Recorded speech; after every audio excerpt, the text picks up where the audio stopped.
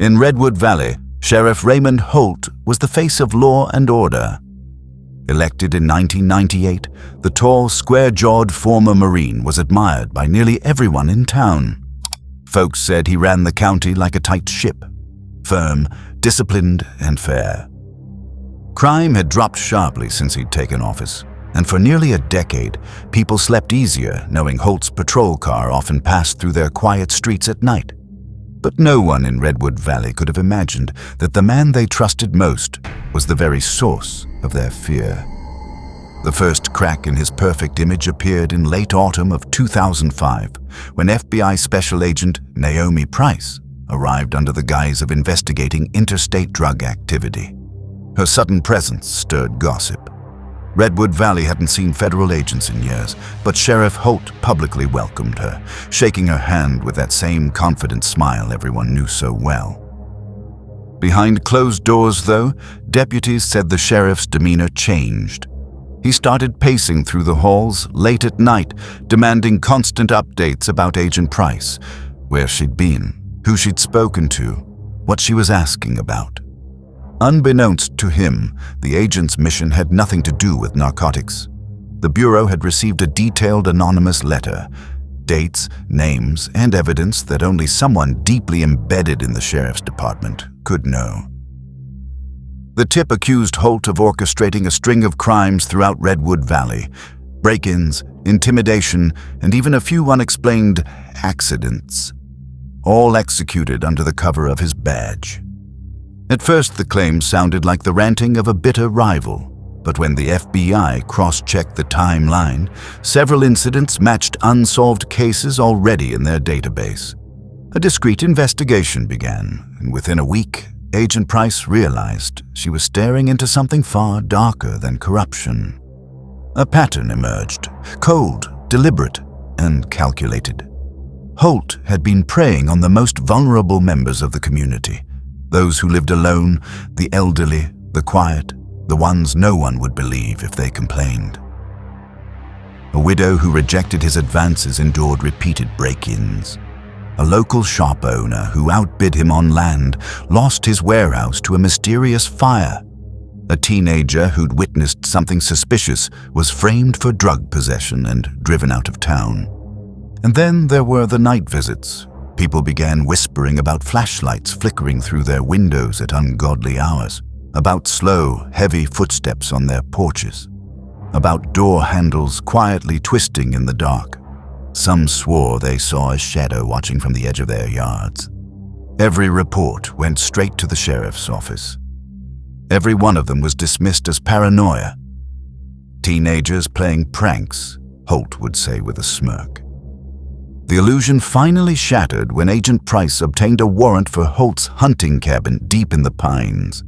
There, hidden behind a false wall, she found a locked steel safe.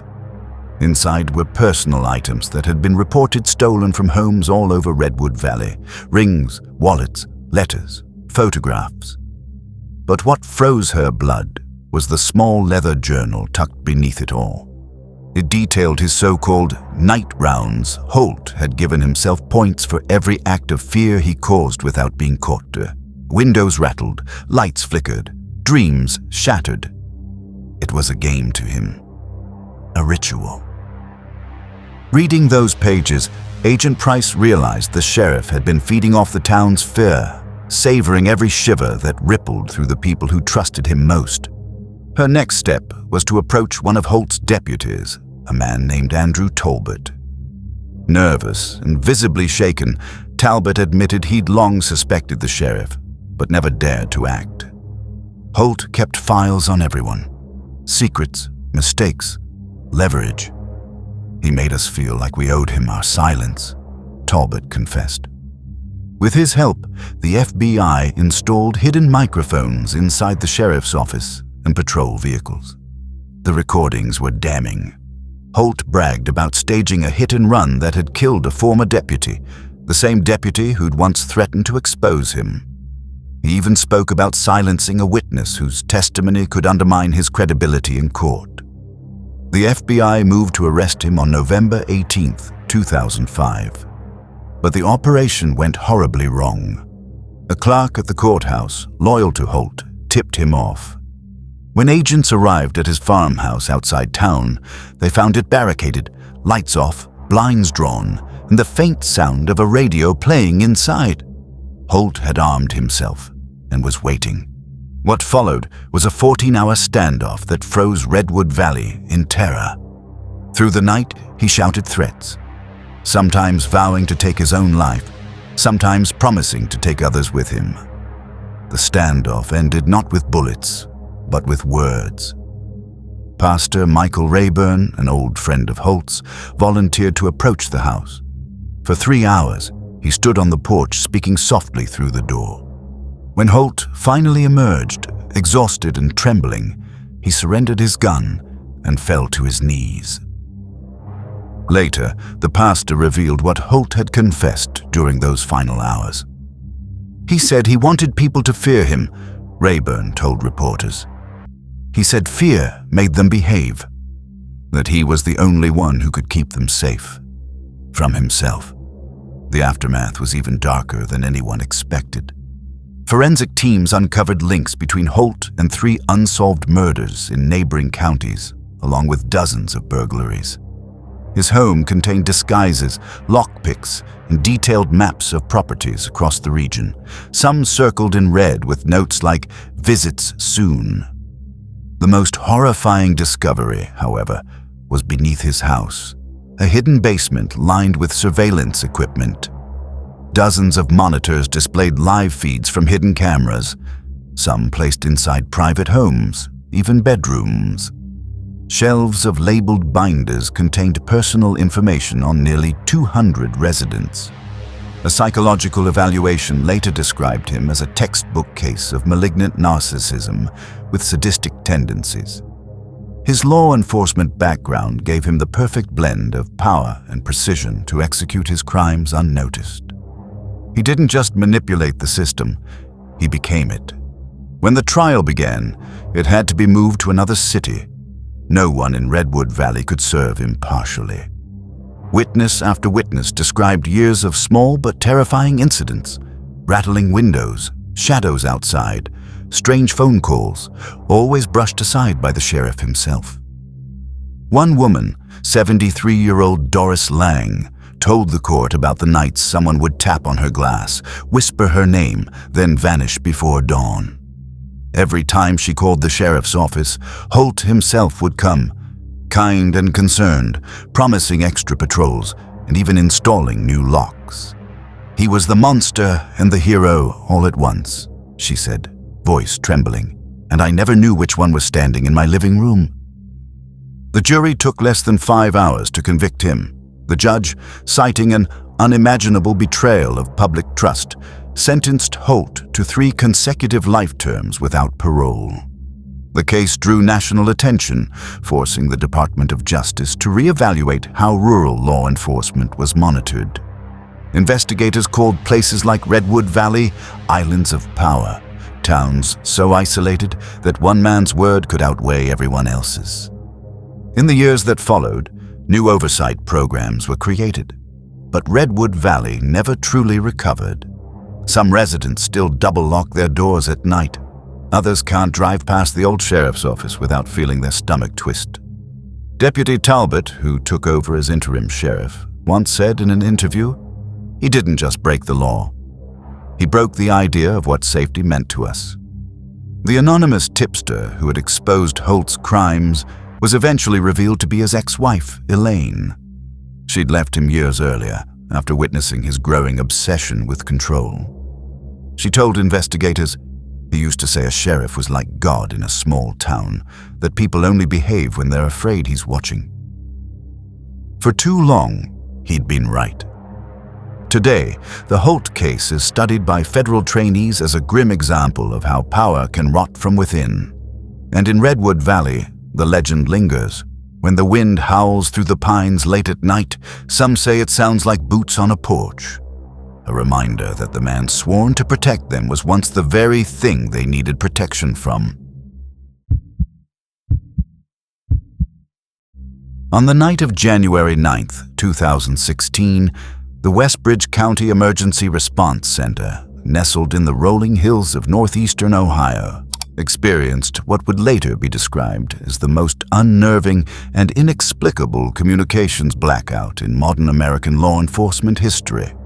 For exactly 72 minutes, between 12:41 a.m. and 1:53 a.m., every radio within the county's emergency dispatch network went completely dead. No calls came through, no dispatches were sent, and officers in the field could not reach one another.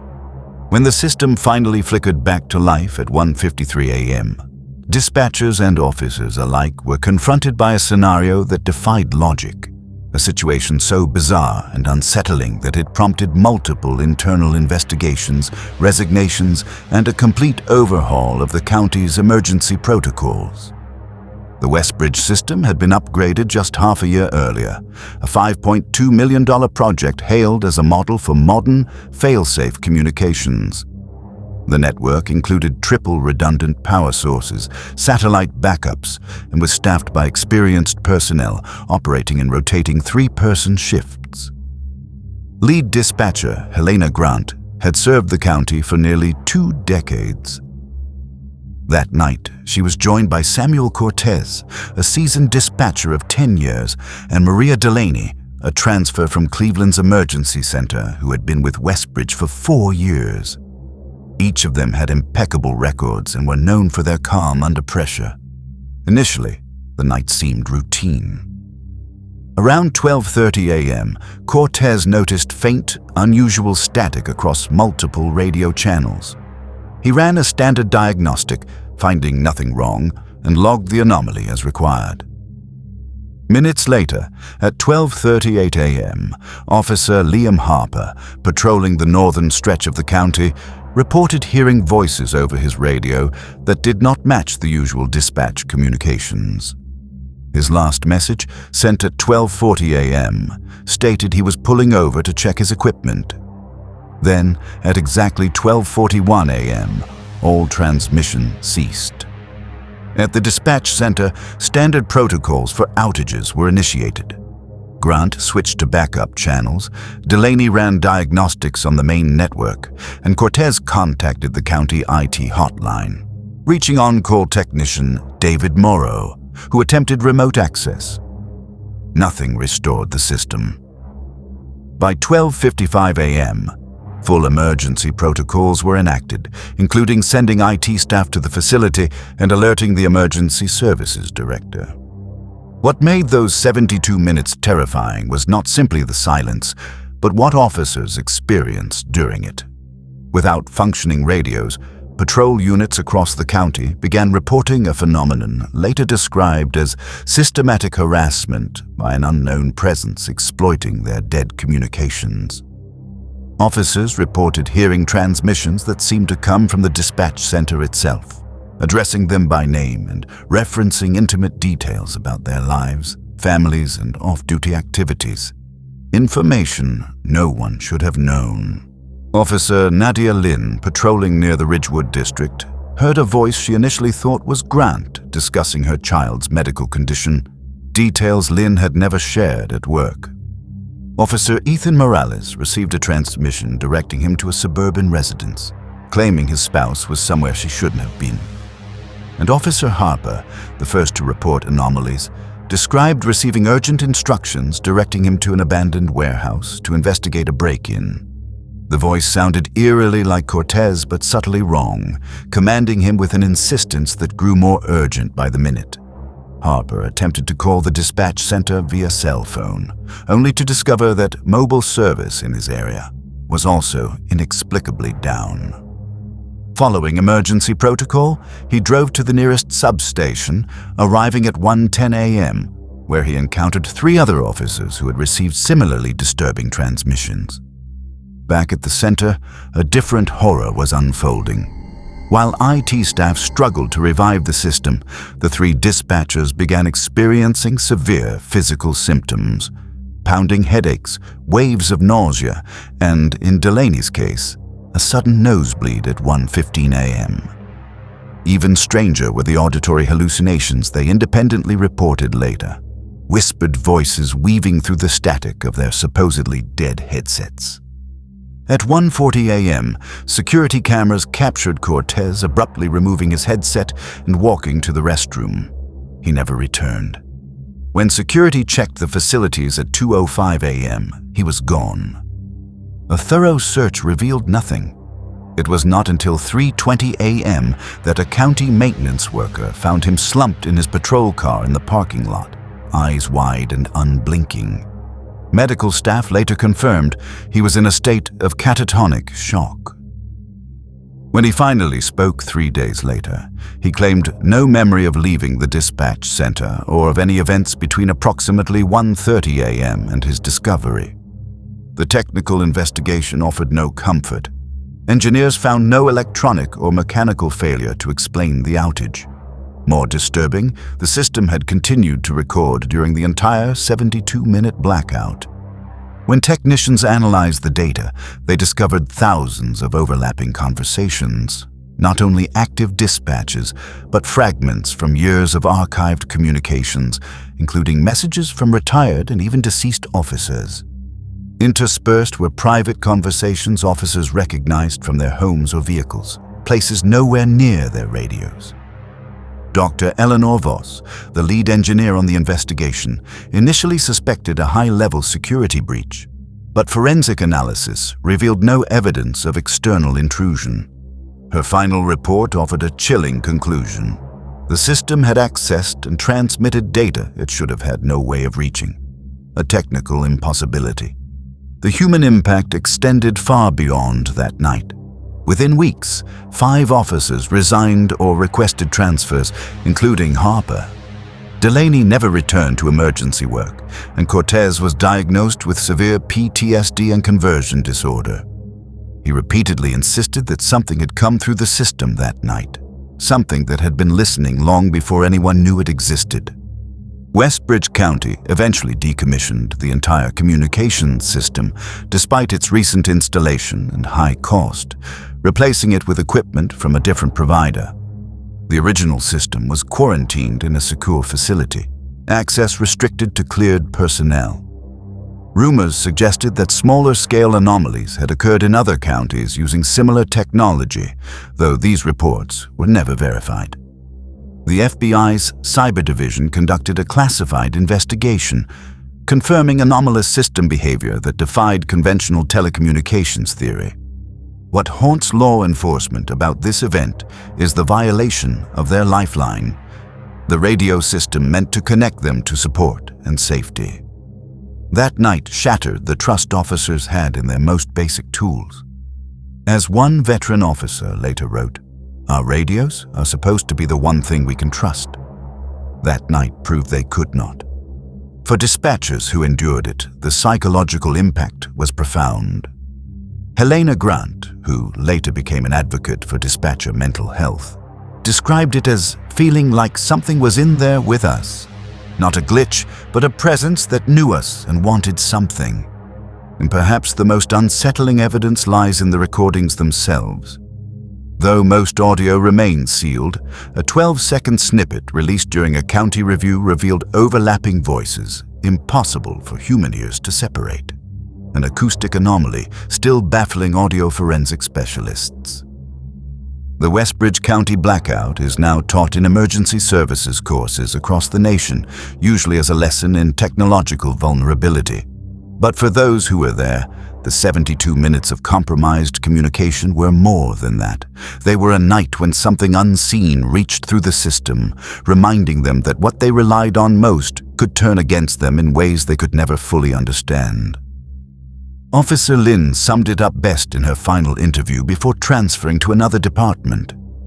"We were all alone that night, thinking we were connected to something safe, something familiar, but we weren't. And the worst part is not knowing if it could happen again." It happened on a cold, quiet night, October 19, 2011, when Deputy Alan Mercer of the Claiborne County Sheriff's Department was driving along a deserted section of Hollow Creek Road, deep in rural Tennessee. It was close to midnight when Mercer noticed a vehicle parked on the shoulder, hazard lights blinking faintly through the mist. His dashboard camera recorded the moment he slowed his patrol car to a stop behind a silver Toyota Corolla at 12:38 a.m. Following protocol, he radioed dispatch to report a possible roadside assist, recited the license plate number, and stepped out into the night. The footage shows Mercer's flashlight beam trembling across the damp pavement as he approached the car. The air was heavy with fog, and the forest surrounding the road was utterly still. The engine was running, the driver's door was open, but no one was inside. Mercer called out. No answer. He circled the car, the crunch of wet gravel echoing against the silence. Inside were a cell phone, a wallet, and a jacket neatly folded on the passenger seat. He leaned toward his radio and reported that the vehicle appeared abandoned but operational. When dispatch asked if he needed backup, Mercer replied calmly, "Negative. I'll check the woods nearby." That was the last anyone ever heard from him. At 12:43 a.m., the dash cam caught him walking toward the tree line about 40 yards from the road, his flashlight cutting through the tall weeds. He vanished briefly behind a cluster of oaks, then reappeared once more, deeper in the darkness. By 12:47, the light went out completely. When Mercer failed to respond to dispatch's routine check-in at 1 a.m., another patrol car was immediately dispatched. Officer Rachel Cortez arrived at 1:19 a.m. She found Mercer's cruiser still idling, its red and blue lights washing over the fog, and the silver Toyota still parked in front of it, humming quietly. Both vehicles were empty. No struggle, no footprints, no blood. Mercer's sidearm was locked in his holster. His flashlight was never recovered. What followed was one of the largest coordinated searches in Tennessee law enforcement history. Over 180 officers, K-9 teams, and volunteers combed through miles of thick woodland. Helicopters with thermal imaging circled above for days. They found nothing. No trace, no explanation. When investigators turned to the Toyota, the story only deepened. It was registered to Ethan Mallory, a 29-year-old software consultant from Nashville who had been reported missing 4 days earlier after failing to appear at a business conference. Inside his car, investigators found his belongings untouched. His gas tank was nearly full. There was no damage, no mechanical failure, nothing that could explain why he'd stopped there. Forensic teams found no evidence of foul play, not even fingerprints beyond his own. The strangest clue came from the car's GPS. The last destination Mallory had entered wasn't a real address.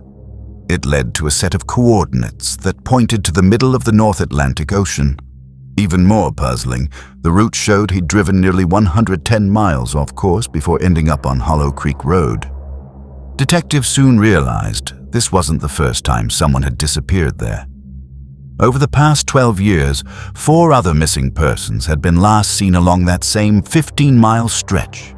In every case, their cars were found running. No signs of a fight, no explanation, and none of them were ever found.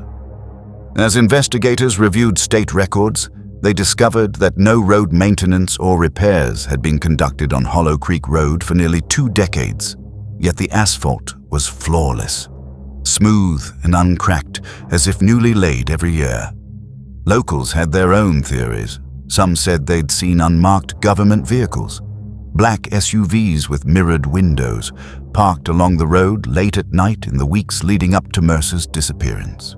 They'd stay for hours, engines off, no lights on, then quietly vanish by dawn. 6 months into the investigation, a source from within the Tennessee Bureau of Investigation leaked an astonishing claim. That section of Hollow Creek Road had been under federal observation for years. According to the source, a classified task force had been monitoring strange electromagnetic fluctuations that seemed to occur there roughly every 7 years. Spikes that coincided with missing person reports dating back to the late 1970s. By June 2012, the FBI officially took over the case. From that point forward, the files became heavily redacted and sealed. Officials described the investigation as open but inactive, government language for "we stopped looking." 3 years later, in 2015, a dispatch technician conducting an audio audit uncovered something chilling buried in the original radio logs. Mercer's final transmission, previously dismissed as static, contained faint, distorted speech. When enhanced, a few words became clear. "There's someone coming out of the trees." "Wait, no, that's not." The audio cut out. In 2016, Ethan Mallory's family hired a private investigator, Michael Wren, a retired FBI analyst who had worked similar cases. After 2 years of research, he published a controversial report suggesting that Hollow Creek Road sat on what he called a thin boundary, a location where the barrier between dimensions weakens under specific atmospheric and electromagnetic conditions. He found 42 other sites across the country showing the same disturbing pattern: abandoned cars, missing drivers, running engines, and no trace of the people who vanished. His findings were dismissed by mainstream science, but among enthusiasts of the paranormal, Wren's report became something of a holy text. In 2019, after 3 more disappearances along Hollow Creek Road, all involving civilians, the state ordered high-resolution cameras to be installed every quarter mile. The vanishing stopped, but according to maintenance crews, those cameras shut down entirely every 7 years, for reasons no one has been able to explain. The next scheduled maintenance blackout is expected in November 2025. For the families of Alan Mercer and Ethan Mallory, the pain never faded. Mercer's widow, Laura, still visits the site every October 19th. Each year, she leaves a small wooden badge with his number carved into the bark of an old sycamore. She once told a local reporter, "It's not knowing that hurts the most. Not knowing if he's dead, if he's lost, or if he's still out there, somewhere, trying to come back." Some deputies refused to patrol Hollow Creek Road after dark. Locals claim that in late October, electronics go haywire near the woods. GPS systems drift, phones lose signal, and sometimes headlights flicker as if passing through an unseen current. A senior officer at the State Academy is known to warn new recruits. Not every danger you'll face looks human, and not every threat can be stopped with a bullet. To this day, that isolated section of Hollow Creek Road remains under constant video surveillance, a perfectly smooth strip of pavement that seems to resist time itself.